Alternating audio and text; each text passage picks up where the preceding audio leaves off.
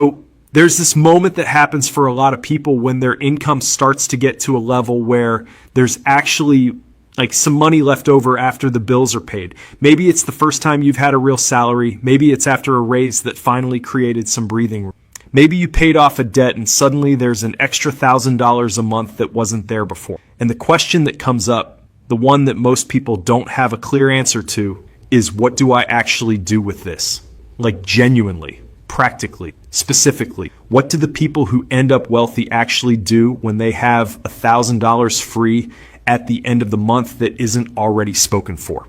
Because there's a real difference between what most people do with that money and what the people who build real wealth do with it. And it's not a complicated difference. It's not a sophisticated one. It doesn't require special knowledge or access to anything. It's mostly just a difference in the order of operations, in the decisions that get made first versus last, in what gets treated as non-negotiable versus optional. And understanding that difference and then applying it is one of the most practical things you can do for your financial future right now. So let's talk about exactly what that looks like. What wealthy people actually do with their first $1,000 of free cash every month, step by step, in order, because I think this matters. I'm not talking about inherited wealth. I'm not talking about lottery winners or people who sold a company for 9 figures. That's a different conversation entirely. And honestly, not a very useful one for most people because there's no transferable lesson in getting lucky. I'm talking about the people who built real wealth on regular incomes. The people with $2 or $3 or $5 million who built it over 20 or 30 years from normal jobs and normal salaries. The people we talked about in the last video, the quietly wealthy ones. Those are the people whose habits and behaviors are actually worth studying because they're replicable, because the decisions they made are decisions you can make too, because their starting point was not fundamentally different from yours. What did those people do when they had $1,000 left over at the end of the month? Let's go through it. Okay, so the very first thing that separates how wealthy people handle money from how most people handle it isn't even about where the money goes. It's about when the decision gets made. Most people pay their expenses and then invest whatever is left. And the problem with this approach, which we've talked about before, but I want to revisit because it's so important, is that there's almost never anything left because spending has a way of expanding to fill available income. You get to the end of the month and there's $200 or $300 if you're lucky, not $1,000. Wealthy people flip this entirely. The investment happens first. Before anything else, before optional spending. The money moves automatically on payday, and then they live on what remains. It sounds like a small mechanical difference, but the behavioral implications are enormous. Because by the time they could even think about spending that money, it's already gone. It's already invested. The temptation to do something else with it doesn't arise because it's not sitting there as an option. Pay yourself first is the oldest personal finance advice in existence, and it's remained relevant for a reason. It works, not as a philosophy, as a mechanical system that bypasses the decision-making process entirely. So when we talk about what wealthy people do with their first $1,000 of free cash every month, the answer starts here. They make the investment decision before any other decision gets made, automatically, non-negotiably. Okay, so the specific first place the money goes for most working people is into a 401k up to the employer match. We've covered this in detail before, but it's worth restating in this context because it's genuinely the highest return move available to most people. If your employer matches your 401k contributions, even partially, getting the full match is the first thing that happens with any available because it's free money. An immediate 50% or 100% return on whatever you contribute, depending on your employer's matching formula. Nothing else in investing gives you an immediate guaranteed return like that. Not the stock market, not real estate, not anything. Wealthy people understand this intuitively. They don't leave employer match money on the table, ever. Because leaving it on the table is functionally the same as turning down part of your salary. So from that first $1,000 of free cash, however much it takes to capture the full employer match goes there first. For a lot of people, this might be $200 or $300 a month, depending on their salary and their employer's matching terms. The exact amount varies. The principle doesn't. Okay, so once the employer match is captured, if there's any high interest debt in the picture, the next priority is eliminating credit cards, personal loans, anything charging double-digit interest rates. And I want to spend a minute on why this comes before investing beyond the match, because it's the piece that trips people up most often. The math is pretty simple. If your credit card is charging you 22% interest, which is roughly the average right now, and the stock market historically returns 10% per year, you are losing 12% every year you carry that balance instead of paying it off. You cannot outinvest 22% interest. It's mathematically not possible over any reasonable time horizon. The guaranteed 22% return you get from paying off that card is better than anything the market can offer on a risk-adjusted basis. The wealthy people I'm describing don't carry high interest debt. And if they ever find themselves with it, like from a tough month or an unexpected expense or whatever the reason, they eliminate it aggressively before anything else beyond the employer match. Not the minimum payment, not a little extra each month. Aggressively, throwing whatever is available at it until it's gone. Because every month that high interest debt exists, it's actively working against everything else they're trying to build. Okay, so the employer match is captured. The high interest debt is gone, or being aggressively paid down. Now what? The Roth IRA. For people under certain income limits, a Roth IRA is one of the most powerful wealth building tools available, and it is dramatically underused by most people who would qualify for it. Here's the deal again, quickly, because it's worth repeating. You contribute money you've already paid taxes on. It grows completely tax-free inside the account, and when you withdraw it in retirement after 59 and a half, you pay zero taxes on any of it. Not on the growth, not on the contributions, zero. The contribution limit is around $7,000 a year, which works out to roughly $583 a month. For wealthy people who have $1,000 of free cash available each month, after the employer match, maxing out the Roth IRA is a standard non-negotiable monthly move. It's not a debate. It's not optional. It's just what happens. Because the tax-free growth over decades is genuinely one of the most powerful legal advantages available to a regular investor. The government is essentially letting your money grow without ever taking a cut. And wealthy people are not in the habit of turning down advantages like that. So at this point in the sequence, we've captured the employer match and we've maxed the Roth IRA. For someone with $1,000 of free cash monthly, that might be the bulk of what's available. But for people with more cash available, the next move is going back to the 401k and increasing contributions toward the annual maximum. The 401k maximum is $23,000 a year for people under 50. Most people contribute enough to get the employer match and stop there.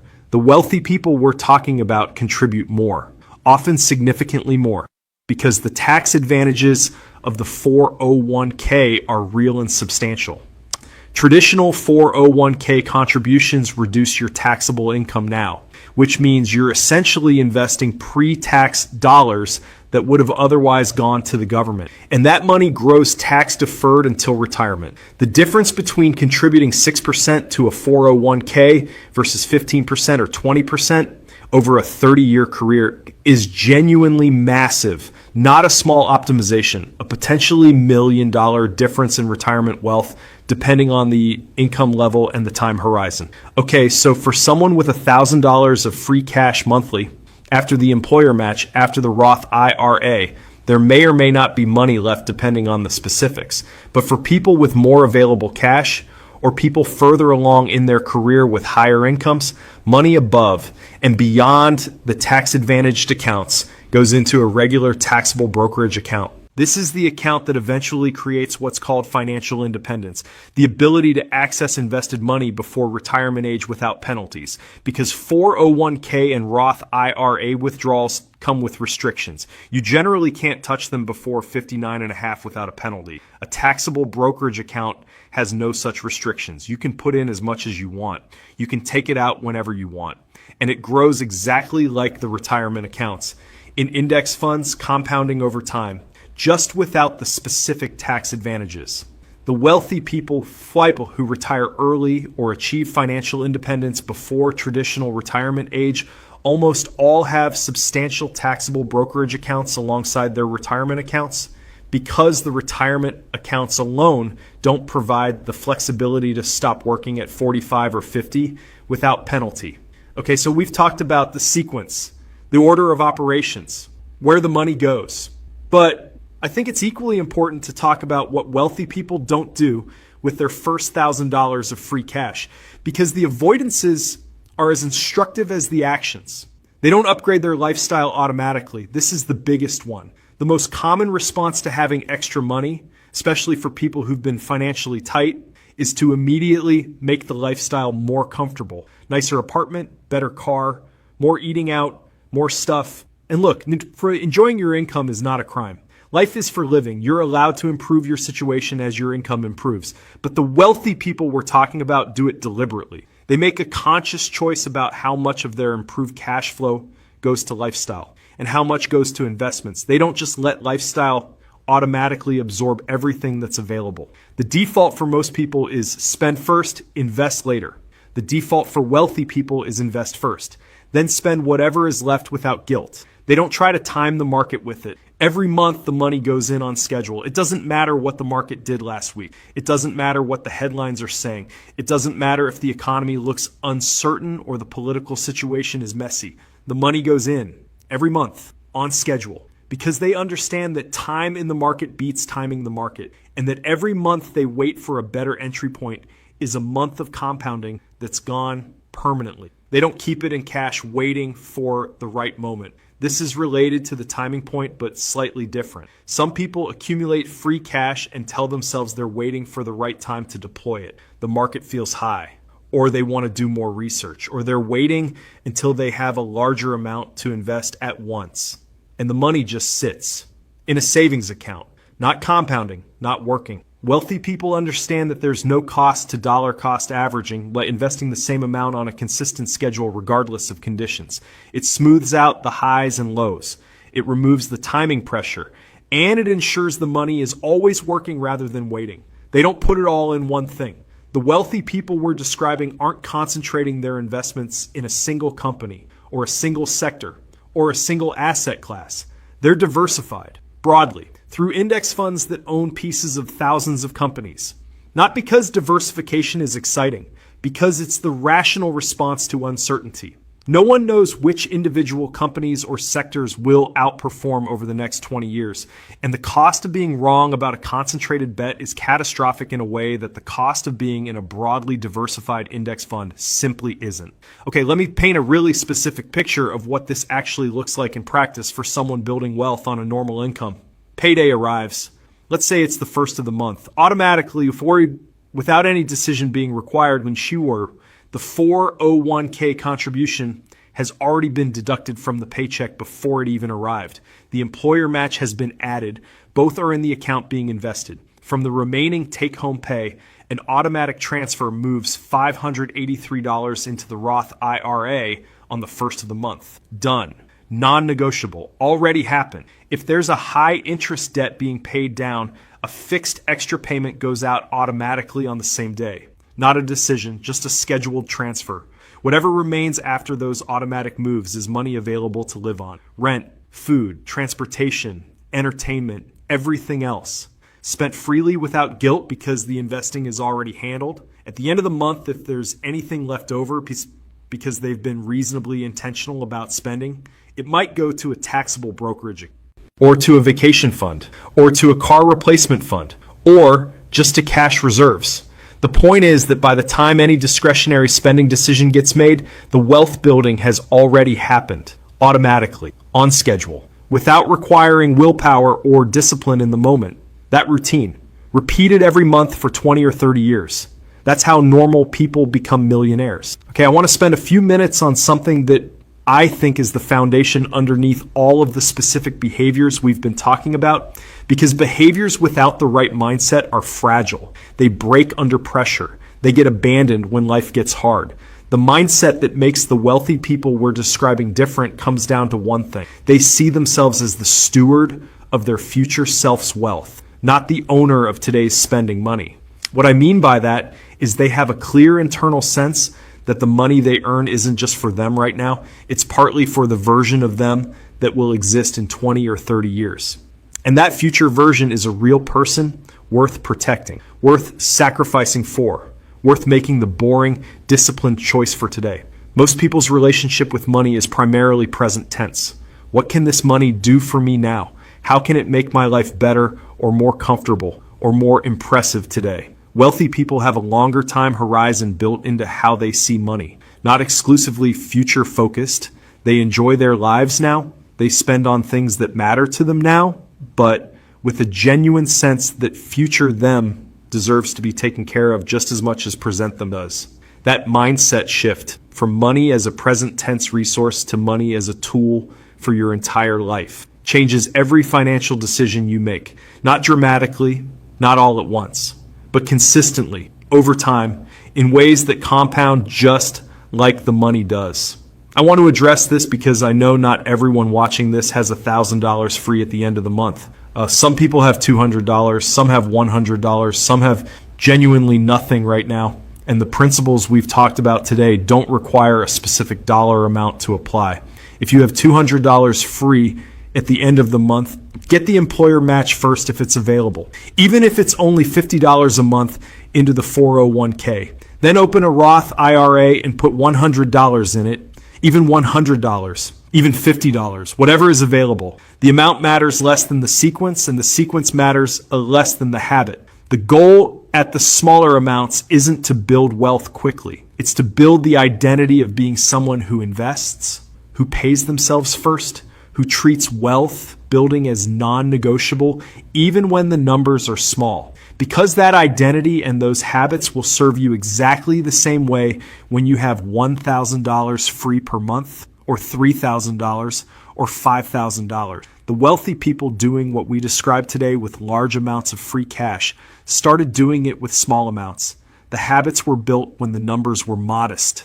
And when the income grew, the habits were already in place to capture the growth. So here's the summary of what wealthy people actually do with their first $1,000 of free cash every month. They move the investment money first automatically, before any spending decision can compete with it. They capture every dollar of employer matching because free money is the highest return investment available. They eliminate high interest debt aggressively because no investment reliably beats guaranteed double-digit returns. They max their Roth IRA because decades of tax-free growth is an advantage too valuable to pass up. They increase 401k contributions beyond the match because pre-tax investing is one of the most effective legal ways to reduce your tax burden. And whatever remains after all of that goes into a taxable brokerage account that builds the flexibility to eventually achieve independence before traditional retirement. And then they live on what's left without guilt, without deprivation, just with the knowledge that the important decisions have already been made and the wealth building is already happening in the background. That's it.